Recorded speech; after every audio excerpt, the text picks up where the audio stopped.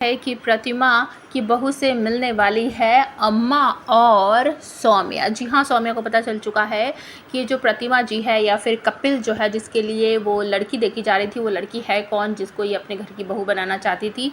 इस राज का पता चल जाने वाला है सौम्या को। तो सौम्या गई है अम्मा के साथ मंदिर में और वहाँ उनको मिल जाती है प्रतिमा जी। प्रतिमा जी को देखकर ही तुरंत पहचान लेती है अम्मा और कहती है तो हमारी प्यारी सहेली है जो हमें वहाँ आश्रम में मिली थी। इस तरीके से बहुत सारी बातें होती हैं और तभी अचानक से अम्मा को याद आता है कि वो मुझे अपनी बहू से मिलवाने वाली थी, उसका नाम बताने वाली थी, उसकी फ़ोटो दिखाने वाली थी।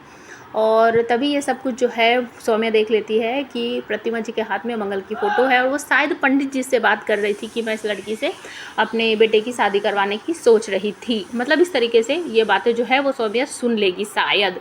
तो आप सबको आने वाले एपिसोड में देखने को मिलेगा कि अम्मा जब पूछेंगी कि प्रतिमा जी आप वो जो लड़की बता रहे थे ना कि आप अपने बहू जो है वो ढूंढ ली है, क्या नाम बताया था आपने उसका, मुझे नाम याद नहीं है।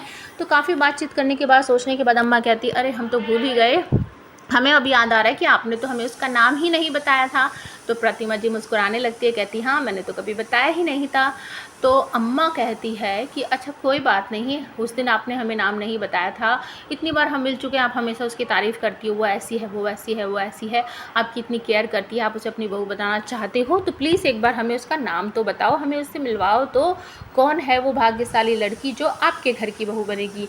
क्योंकि हम जहाँ तक सुना है आप और आपका बेटा बहुत अच्छे हैं और आपके ही ऑफिस में तो हमारा आदित्य भी जॉब करता है। इस तरीके से बहुत सारी बातें होती हैं और ये सब कुछ ना जो सौम्या अच्छी तरीके से समझ जाती है। तो आपको देखने को मिलेगा कि सौम्या जो है वो प्रतिमा जी को जाकर एक तरह से एक्सपोज करने की कोशिश करेगी कि मैं जानती हूँ आपने अपने बेटे के लिए कौन सी लड़की पसंद की है और मैं उसके बारे में सब कुछ जानती हूँ, आपको ऐसा कर लेना चाहिए जल्दी से। प्रतिमा जी यहाँ पर कहेंगी बेटा तुम्हें इस बारे में ज़्यादा चिंता करने की ज़रूरत नहीं है, ऐसी कोई लड़की ही नहीं थी, मैंने तो बस ऐसे ही कह दिया था और जब मेरा कपिल किसी से शादी करना चाहेगा ना तो मैं खुद ही उसकी शादी करवा दूँगी, तुम्हें इस बारे में ज़रा दिमाग लगाने की अपनी ज़रूरत नहीं है।